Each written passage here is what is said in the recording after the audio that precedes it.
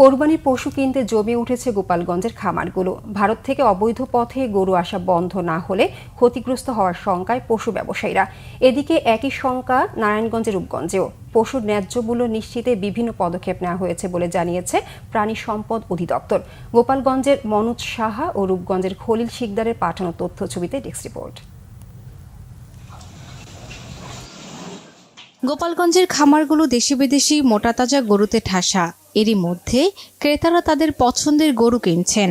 চলছে দেন দরবার। অনেকে আবার গরু হাটে তুলতে শেষ মুহূর্তের প্রস্তুতি সম্পূর্ণ করেছেন।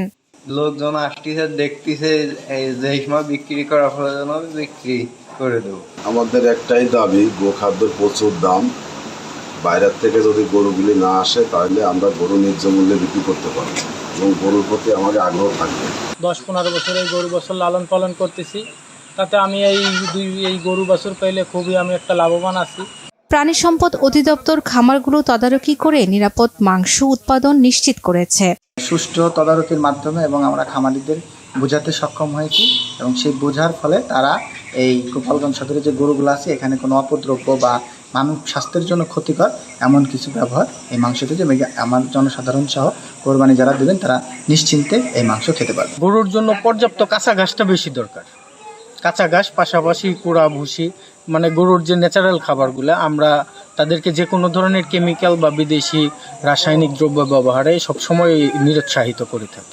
পশুর ন্যায্য মূল্য নিশ্চিতে বিভিন্ন পদক্ষেপের কথা জানিয়েছেন জেলা প্রাণী সম্পদ কর্মকর্তা। বিদেশ থেকে যাতে গরু না আসে তার জন্য প্রশাসন সর্বাত্মকভাবে চেষ্টা করছে। আমরা আশা করছি যে যেহেতু বিদেশ থেকে গরু আসবে না, ফলে আমাদের খামারিরা সঠিক মূল্যে তাদের পশুগুলো বিক্রি করতে পারবে এবং মানুষ সুন্দরভাবে কোরবানি দিতে পারবে। এদিকে নারায়ণগঞ্জের রূপগঞ্জের 23টি খামারে প্রস্তুত রয়েছে প্রায় 5000 গবাদি পশু, যাদের বেশিরভাগ রাসায়নিক ও অ্যাস্টেরয়েড মুক্ত। প্রাকৃতিকভাবে গরু লালন পালন করায় এর চাহিদাও বেশ। বাজার মূল্যে যদি আশা করতেছি যে নিম্নে আমার গরু 2,50,000 উপরে 5 লক্ষ টাকা দামের গরু আমার গরুর ঘরে আছে ইনশাল্লাহ। কাঁচা ঘাস খেয়ে এবং এই স্বাস্থ্যকর যে গরুগুলো আছে, প্রাকৃতিক উপায়ে যেগুলো বড় হয়, আমরা সবাই চেষ্টা করব যে এই সমস্ত গরুগুলো আর কি কেনার জন্য। জেলার চাহিদার তুলনায় আরও বেশি পশু প্রস্তুত রয়েছে বলে জানান প্রাণী সম্পদ কর্মকর্তা।